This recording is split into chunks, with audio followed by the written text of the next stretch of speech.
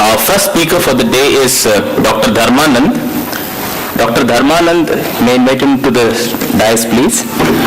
Dr. Dharmanand is very well known to the audience at Bangalore, but for those of you who are new here possibly, he is a graduate from Madurai Medical College and did his MD from Mysore Medical College and did his DM in Rheumatology from Madras Medical College. He's currently working as a consultant rheumatologist at Manipal. He has attended over 10 meetings over 14 international meetings and conferences and has presented numerous papers at these conferences, and he has over about 15 publications to his credit and holds a membership of about 10 different associations. Dr. Dharmanand will be talking to us today about crystal arthritis. Dr. Dharmanand, please. Thank you, Chairman, for the kind introduction. I thank Dr. Chandrasekhar and his team for this opportunity to be amongst you on this Sunday, beautiful Sunday morning. The topic given to me is often a mistaken or missed diagnosis. Crystal arthritis. How does the slides move? Is it? There are many types of arthritis. The most common one, osteoarthritis, is a prototype degenerative arthritis. Rheumatoid arthritis is the classical immune-mediated inflammatory arthritis. The third type of arthritis, major type of arthritis, is septic arthritis, where the infection of the joints. And the last category is crystal-induced arthritis. Here, the inflammation is non-immune and related to presence of crystal, which evoke an angry inflammatory response from the joint. It results in an acute arthritis. Most of the time, it is monoarthritis or affect few joint areas compared to rheumatoid arthritis, which is a polyarthritis. And most often, the crystal arthritis are self-limiting arthritis, but there can be chronic forms which can mimic inflammatory arthritis.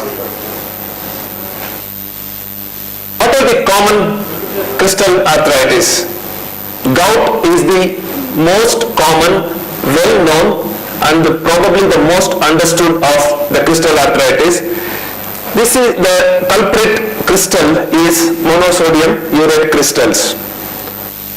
And the second most common, probably this could be more common in elderly population, less recognized, is calcium pyrophosphate crystal disease or pseudo gout, where the culprit crystal is calcium pyrophosphate. And there are few other rare entities like Milwaukee shoulder in elderly women with shoulder effusion and destructive arthritis, calcific tendinitis. Here the calcium is basic calcium phosphate crystals, and there is a small group of arthritis which could be associated with dialysis. People who are on long-term dialysis could have an acute arthritis which could affect many areas, including the cervical spine, where the crystal is calcium oxalate. Next slide. First, we would deal with gout because this is the most common disease. From biochemistry days, we have been reading about gout, and this is the most well understood. We know how uric acid is produced, how that causes inflammation, but it is good evidence that the gout is not managed properly all over the world, not only in India, all over the world. There are a lot of lacunae in the knowledge and the practice. A very familiar diagram from our textbooks is just to say that the most commonly used drug acts here, and there could be few rare familial forms of hyperuricemia where it could be due to excessive of this enzyme or deficiency of this enzyme. Next slide. Most of the gout we see in practice are primary, which means there is no obvious cause to it other than the disease itself. And this could be due to increased uric acid production Some of them could have a partial deficiency of the enzymes which I discussed earlier. But most of the patients have a selective defect of uric acid excretion, which results in slow accumulation of uric acid over many years. It takes many years of accumulation of uric acid before it clinically manifests. So uric acid starts accumulating from age of 10 to 15 and slowly comes to a level where it can cause problem in the patient reach their 30s or 40s. And most of the cases are idiopathic. Up to certain series, depending upon what series we look at, up to 25% of the patients can have a secondary cause. The common cause would be renal diseases. Sometimes proliferative disorders like malignancies, psoriasis can have hyperuricemia and resultant gout. And alcoholism is an important cause of uric acid, gout, particularly when they have a tendency to have high uric acid due to one of these two defects. And we should not forget drugs. Drugs and alcohol probably acts as a second hit. When somebody has asymptomatic uricemia, that the person becomes an alcoholic, he is more likely to get gout compared to the person if he has not been an alcoholic. Next slide. This is a nice looking diagram, and the defect in most of the patients is in the uric acid excretion into the renal tubules. And keep clicking. These are the source of uric acid, and most of the time it is under excretion. Sometimes it could be overproduction. There could be a combination of both, which results in hyperuricemia. The result of hyperuricemia, why are we bothered about high uric acid levels, which can lead to silent tissue deposition in some patients without even a single gouty attack. Patients can develop gouty tophi, which can be symptomatic or asymptomatic. And gout is the classical presentation. And renal manifestations are debatable, but most people believe that there is something called uric acid nephropathy. Even if it doesn't exist, there is definitely an important cause for renal stone formation. And this hyperuricemia may have some role in cardiovascular risk. It is a cardiovascular risk factor. It could be. People are not sure whether it is due to high uric acid alone or whether it is due to the associated metabolic syndrome, which could be seen in most of the patients with uric acid. Next slide, please. This again, why all the patients who have high uric acid don't develop gout? We don't know. We don't know why joints are affected. We don't know why that particular joint is affected. These are all putative mechanisms. A joint which is prone for damage, like first MTP joints, foot joints, which are probably taken to task every day while walking, could lead to micro damage, and which can lead to precipitation of crystals in these joints. And the joints which are distant from the body are more prone, so people think that the cooler joints might be more prone. There is no proof. And there could be other associated solutes which could contribute, but still there is a big question mark. This factor is the one which decides. We don't know still. Those who have uric acid crystal formation in the joints, also sometimes people don't develop inflammation. Sometimes body accepts these crystals. So, either with protein, if there is a rapid flux in urate concentration, urate goes up and down. This can happen due to drugs, which can happen due to chemotherapy, it could due to some of the other mechanisms, and probably add trauma to this, which could induce an inflammatory response to the crystals which are entered into the joints. Still there is a question mark here. We don't know why certain joints get affected. Next slide, please. So what is the definition of hyperuricemia? Each lab have their own normal values, but probably the most important factor is the biological factor. Above the concentration of 6.8 to 7 milligram per deciliter, uric acid doesn't dissolve in the blood that well. So it can precipitate, it can go in the blood as crystals, and there is an increased risk of precipitating in various tissue, including joints. So this could be the cutoff value beyond which we can consider that uric acid level is high. Next slide, please.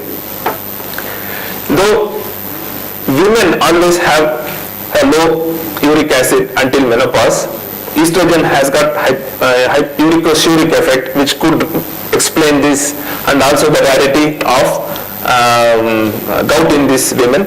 This normal value in women probably is not, at 6, most of women don't develop gout. It has to be more than 6.8 and 6.7 for them to develop gout. So the definition of 6.8 to 7 would hold good for women also when you are considering the diagnosis of gout. If you are looking at the definition of high uric acid, probably this would have some meaning when we take 95th percentile and other factors. I have to stress here that high uric acid does not mean that patient has got gout, and only 1 in 25 patients who have high uric acid develop gout. Next slide. So this is slide. These are all the few drugs which results in gout. Ethanol is the most popularly known drug, but some of the cytotoxic drugs, even vitamin B12 and warfarin, can result in little bit of overproduction of uric acid. In a susceptible individual who already has 6.87, this could mean a jump of 1 or 2 milligram, which can result in a precipitation of gouty attacks. And the list here is quite huge, but most important is salicylates at a dose less than 2 grams per day. Cyclosporine is very important after its widespread usage in transplant patients and also some of the immunological disorders. Diuretics is still the number 1 drug used in hypertension. This could diuretics, which could increase in under excretion. Pyrazinamide is the most popular cause. We do see some of the patients who are started on ATT coming back to us with severe joint pain, which could be due to pyrazinamide. Next slide. This is the typical patient. Not all patients are very typical, but this is a typical patient, 34-year-old male, executive, woke up in his hotel room at 5 o'clock in the morning with severe pain in his right first toe. He had a party previous night and he enjoyed good things in life, and he wakes up with severe pain. This is the first episode. First episode of gout can be very, very scary. If you recollect your patients, those who have come to you with first episode of gout, they are very, very scared. And after the first attack, they know that the gout can go. After 5 days, 6 days, it goes away. So they don't come back to you. They manage themselves. They take their NSAID and manage themselves. And he calls for help, and he has to be taken to casualty. He was administered drugs and blood tests were ordered. ESR was moderately elevated. Uric acid was 8.7. You know that this is gout. Next slide. This was not his toe. Probably his toe was probably looking very similar to this. Next slide.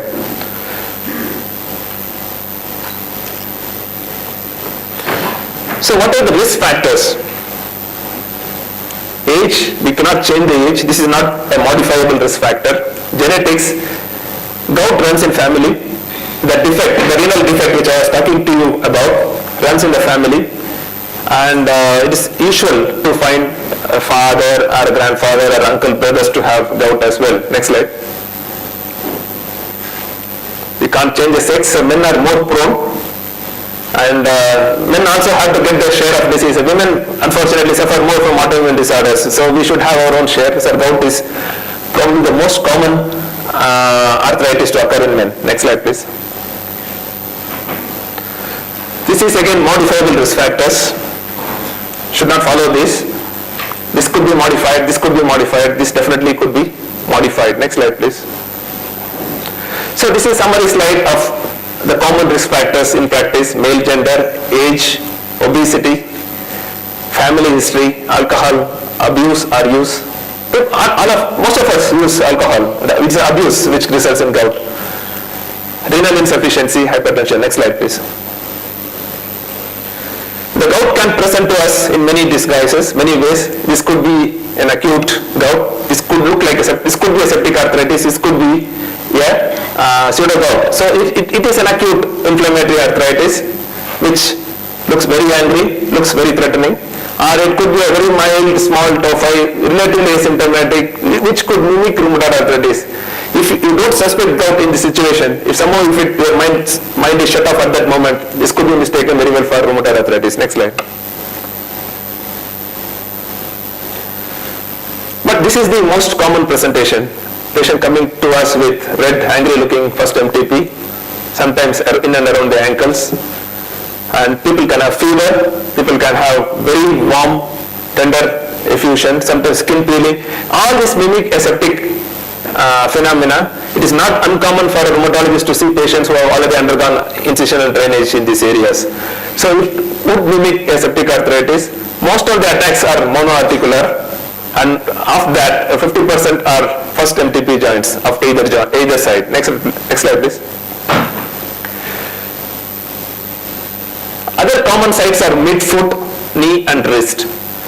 One important clue, whenever we get a call from surgeons after post-operative period, we have a patient with acute arthritis, it has to be gout most of the time.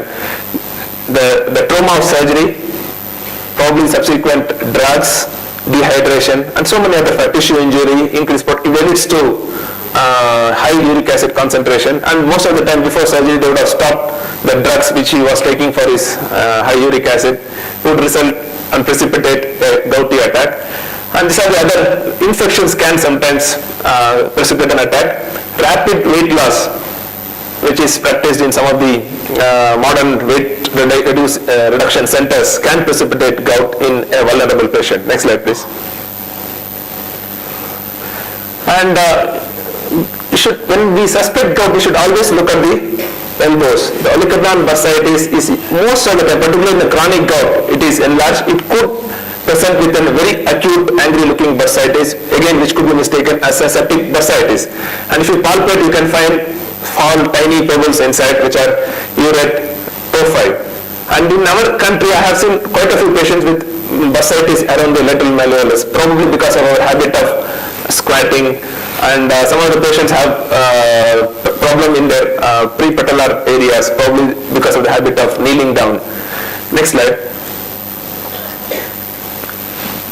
And apart from the first MTP, ankle, subtalar, midfoot, sometimes even the Achilles tendon insertion area, which could be an important site for gouty attacks. Other sites are rare except this olecranon bursa. Next slide. So there are 4 stages which occurs in a patient who has gout or hyperuricemia. Asymptomatic hyperuricemia, which could be running for years together before the patient develops acute gout. And many patients don't develop gout at all. Only 1 in 25 persons who have high uric acid above the normal definition develop uric acid. And if they don't get into a situation which would precipitate gout, they may not get a gouty attack at all. Whether to treat asymptomatic uricemia is a debatable issue. We don't treat unless the values are more than 10 probably. And if the value is 10, rather than going and treating them, we would probably look for other causes, secondary causes for high uric acid. I would look at the kidneys, whether the patient is renal failure. I look for psoriasis. I look for other causes, whether there is a underlying malignancy. So the importance is, if you identify you have somebody with high uric acid, look for other causes and look for diabetes, look for blood pressure, look for hypercholesterolemia, and you might save them from getting a heart attack if they are picked up early. Acute gout, which you have already dealt with, there's something called intercritical gout. Gout is an episodic illness, so it comes and goes. What happens in between? Sometimes nothing happens, or sometimes something may be happening inside. And the last stage is chronic tophaceous gout. Next slide. Next slide, please. So there is some evidence to say that uric acid continues to get accumulated in the tissue even in between attacks. This is more true if the uric acid levels are quite high. So if the uric acid levels are in above 9, even after a single attack, there may be a role for prophylactic therapy. Next slide, please. This is the type of arthritis which we don't want to see. If properly treated, we should not be seeing this, but we periodically see. This could be due to the factor that some patients don't develop acute gout and go on to develop tophi, which are asymptomatic initially, so people don't bother, and only they come to us when it becomes really messy. Next slide. or some of the patients are inadequately treated. This is from our own IRA collection. You could see this kind of stuff happening. This is a tophi. Next slide. So, few words about tophaceous gout. This generally develops after 10 years after initial gouty attack. The pinna is the characteristic site, but an uncommon site. The more common sites are probably feet, hand, olecranon bursa, prepatellar bursa, tendons, and some of the subcutaneous tissue. The tophi has been reported from almost all the tissues, including brain and heart. And it is usually associated with advanced destructive arthritis. Problem is it can ulcerate, extruding chalky or toothpaste-like material. Sometimes it can get infected and cause problem. It could lead to septicemia. And good thing is, with a good control of hyperuricemia, it can slowly resolve. Not the ones which were this big, very unlikely to resolve. They can be even surgically excised. Next slide, please. Gout is generally a simple disease, doesn't destroy the joints after few attacks, but if it is allowed to persist, it can damage a joint. There is no joint here, almost it is destroyed. It's a big tophus and you can see the destroyed joint. You can see the eaten up joints. Next slide, please. This is our own Indian rheumatology collection slides. See this kind of slides probably we won't be seeing in other countries. When only in third world countries you would be seeing, in Indonesia, Philippines, probably yes. Next slide, please. This is a new advancement. People have looked at tophi with an ultrasound and they could see these calcified specks. So this can be used to measure. If you are interested in measuring whether after taking treatment, whether the gout tophi are regressing or not, we can probably use this modality. This modality is still in its infancy. Next slide, please. So what do you do once you have a patient with swollen joints? The differential diagnosis will be crystal arthritis, infection and trauma. So what do we do? Look for the syringe, aspirate. Very easy. It is easy in a bigger joint. Sometimes it can be very tough in a first MTP to aspirate, but particularly when the patient has a lot of pain. But if at all there is a fluid which is fluctuant, try to aspirate, which can lead to instant diagnosis. If you aspirate pus, it is infection. If you aspirate blood, it is probably trauma. If you aspirate a reasonably clear looking fluid, it could be gout. Send the synovial fluid for crystal analysis, WBC counts and cultures. Next slide, please. The crystals would look like this. Next slide, please. Even if you don't have a polarizing microscope, ask your microbiologist or pathologist, whoever runs a lab, to look at a hanging drop preparation under simple plain microscopy. Sometimes you can see a cluster of crystals. Next slide, please. So diagnosis is available reasonably quickly, but aspiration is hardly done because of lack of time, lack of expertise, and lack of expertise of the labs to interpret this. Most of you send the sample to the lab, they don't know what to do. They keep it for 24 hours and they don't see anything. So it has to be processed immediately. And most of the simple filters, polarizing filters are available, but most of the labs don't seem to have it. So apart from synovial fluid analysis, serum uric acid is an important test, but this could be normal in acute attack. We have to repeat it after the attack has subsided. And radiology is always negative in acute gout except soft tissue swelling. So history is very, very important. A male with recurrent episodes of arthritis affecting predominantly feet joints, which have come and gone, which looked angry but responded to NSAIDs. This story is fairly typical of gout. Next slide, please. But all that comes and goes is not gout. There are other diseases which can mimic gout. The most important probably is something called palindromic rheumatism, which is probably more closely related to rheumatoid arthritis than gout, which is an immunological phenomena where the immune attack comes to the joints and goes. Somehow, body clears it. And it can affect all the joints, but the pattern is generally need not be the lower limb joints. It can be any joints, lasts for a few days and goes with or without treatment. And other diagnoses which I have found to be mistaken for gout is erythema nodosum. Erythema nodosum particularly affects around the ankle. It looks angry again, it looks swollen, it can be very painful, and it can be mistaken for gout. psoriatic arthritis with slightly high uric acid because of psoriasis and one big looking toe, which is a dactylitis rather than a gouty attack. It can be mistaken, have been diagnosed as gout. And pseudo gout, of course, can look like gout, but the joints are different. Next slide, please.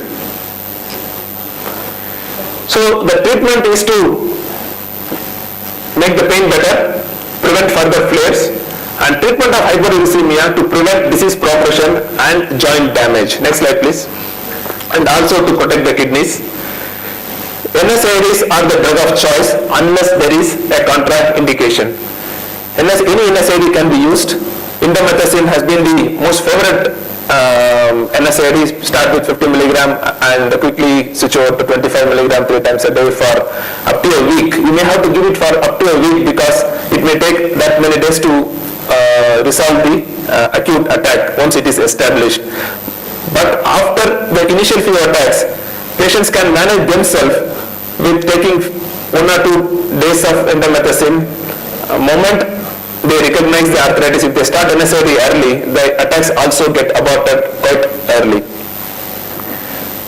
And we have to always use proton pump inhibitors like omeprazole along with NSAID because these are, most of the time it is high risk population, elderly people, so we have to use maximum protection to avoid other complications. Intra-articular steroids are excellent tool to reduce the acute inflammation, particularly when there are 1 or 2 joints, accessible joints. Intramuscular steroids like depomedrol can be used, but generally 1 or 2 doses are required before the pains settle down. In a rare situation, we have to use oral steroids, particularly when there is a contraindication for NSAIDs. We have to use at a 30 to 40 milligram, quickly taper it down to 5 milligram over a week and stop it. This is quite safe, reasonably safe in a patient who has risk factors for NSAIDs like renal failure, hepatic failure, cardiac problems, and hepatic ulcer disease. Colchicine is the original drug for acute gout, but it is hardly used. I am not going to even talk about it. Next slide, please. It can be used as a smaller dose, 0.5 milligram twice a day or thrice a day for acute attack before we start allopurinol, but it's not used at the dose which was prescribed earlier. Start with 1 or 2 tablets, take 1 hour, every 1 hour until you faint with vomiting and diarrhea or pain subside. So most of the time they faint with vomiting and diarrhea before the pain subsides. So this can be a very toxic drug sometimes. And moment we decide to prevent further attacks, that is after few recurrent attacks or with a high uric acid level in a vulnerable patient, a patient with peptic ulcer disease who has a renal failure, 1 or 2 attacks, probably we have to treat them. And an young male who prefers to treat his acute attacks if it comes once or twice a year can be left alone with prescription of NSAIDs and asked to come back if the attacks become frequent. But once we decide to treat the attacks, allopurinol is a drug of choice. And that's the only drug available in our country. We don't have any uric acid in the market. And there's a new drug called Febuxostat which is entering into US market now. Colchicine has got a role in preventing recurrent attacks, particularly when, along with allopurinol, when we start allopurinol, uric acid comes down. The sudden change in uric acid level could lead to more attacks. So colchicine prevents the attacks, and sometimes when allopurinol cannot be given because of hypersensitivity, colchicine can prevent an attack, but it won't prevent formation of tophi. And long-term NSAID is one more alternative, but this is not the preferable alternative in view of long-term side effects of non-steroidal anti-inflammatories. Next slide, please. So this is a textbook diagram. Acute attacks are generally treated with oral drugs or parenteral drugs. We wait for this uric acid level somewhere around 9 after a few days of the acute attack. Then you start after the attack has settled down. Once you decide to start them on allopurinol at a lower dose, gradually build it up to 600 to 800. You can go up to 800 milligram of allopurinol, but most of the time 300 to 400 milligram would be enough. The target is to keep the uric acid below 5. If the attack is of few years duration or attacks are few and far apart, we have to start colchicine before we start allopurinol. Continue colchicine for 3 to 6 months and stop it.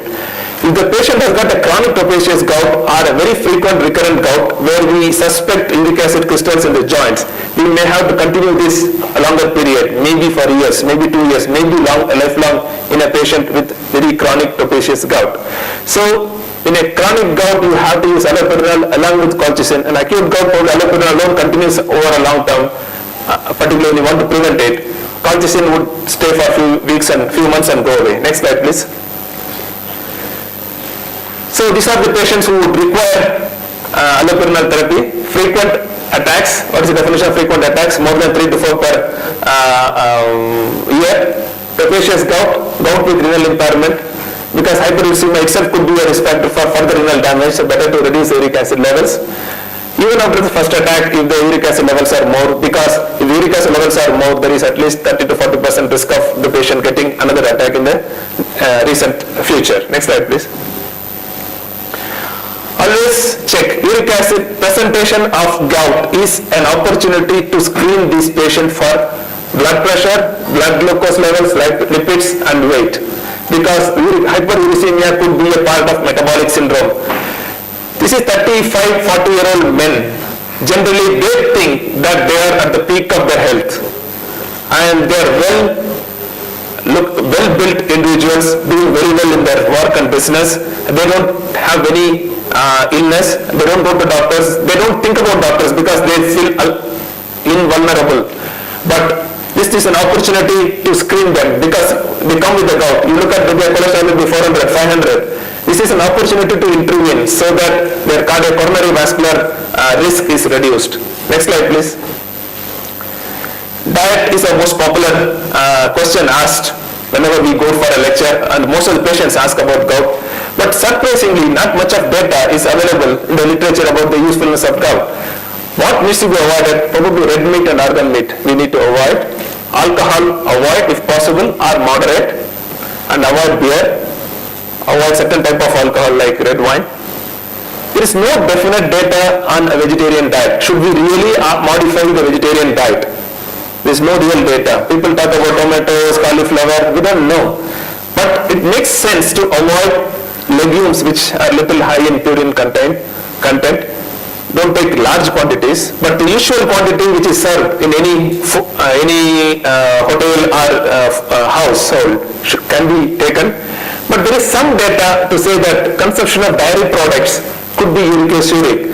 But we can't really advise them to take lot of milk because of other risk factors. Milk also contains fat, so they can put on fat. So you have to really moderate the advice. But people who take adequate milk, they can have little lower uric acid levels. There is also some data to suggest that the diet we advise people with diabetes, people with impaired glucose tolerance, people with obesity, calorie restricted, carbohydrate restricted diet can reduce the uric acid by 0.5 to 1 milligram. So there is some evidence. So apart from that, strict diet, apart from these two, is not required, particularly once you have decided to give allopurinol. Allopurinol is going to take care of it anyway, so they can enjoy reasonably good quality food. Next slide, please. So what is new happening? ACE inhibitors like losartan and even amlodipine may have uricosuric effect, so this can be used in a patient who has hypertension and gout. Lipid lowering agent like fenofibrate can have uric acid lowering effect because these are all commonly associated disease. Fenofibrate can have an additional uricosuric effect. Febuxostat is the new hypouricemic drug which is approved in US, I think recently, and which can be given in even people with allopurinol allergy and hypersensitivity. Uricase is a new development again which can be used for tophaceous gout. Uricase is an enzyme which is present in other animals, not in human beings, which dissolves the uric acid quickly and which can be used as an infusion to dissolve the gouty tophi and continue with allopurinol or febuxostat as a maintenance drug. So this is advanced, but it's going to be a very expensive advance, and it might be available in the near future to us. Next slide, please. Gout in women, extremely uncommon. 90% occur in postmenopausal women. Diuretic use, hypertension, renal insufficiency are the risk factors. Women can have surprisingly more polyarticular presentations and tophi in the later stage. Next slide, please. So So these are the important points. It's the most common cause for acute monoarthritis. It's the most common cause of arthritis in men. Eminently treatable, long-term morbidity preventable. Single and first episode do not warrant allopurinol therapy as a reflex action unless uric acid levels are very high or the patient has got high risk factors. Consider uric acid lowering treatment like allopurinol if there are more than 3 to 4 episodes per year. Next slide. Do not stop or alter allopurinol during an acute attack. Allopurinol is relatively contraindicated during an acute attack. This is the one message we want you to take today. Reflexly, people write allopurinol moment they see a patient with gout. This is wrong, and we should not do this. And this can prolong an acute attack. The attack which is going to go away in a week time, it may last for more than 15-20 days. So, better to avoid that. And we know that higher the uric acid level, the more the chance of recurrence. Elevated uric acid value is not gout. Gout is extremely rare in premenopausal women and kids. So testing women and children with joint pains with uric acid, a routine rheumatology panel which also contains uric acid, probably is useless. Management in special situations like renal failure, post-transplantation situation, allopurinol hypersensitivity may require rheumatologist opinion. Next slide, please. So I'm just concluding that gout is not the only crystal disease. Chondrocalcinosis or pseudogout is one more important disease which can be mistaken for many types of arthritis. It can be mistaken as an rheumatoid arthritis, it can be mistaken as gout, it can be mistaken as neuropathic arthritis. The one important giveaway is a small calcification in the knee x-rays, and this kind of calcification could be seen in the hand x-rays, in the TFCC cartilage, sometimes in the hip, sometimes in the ankle.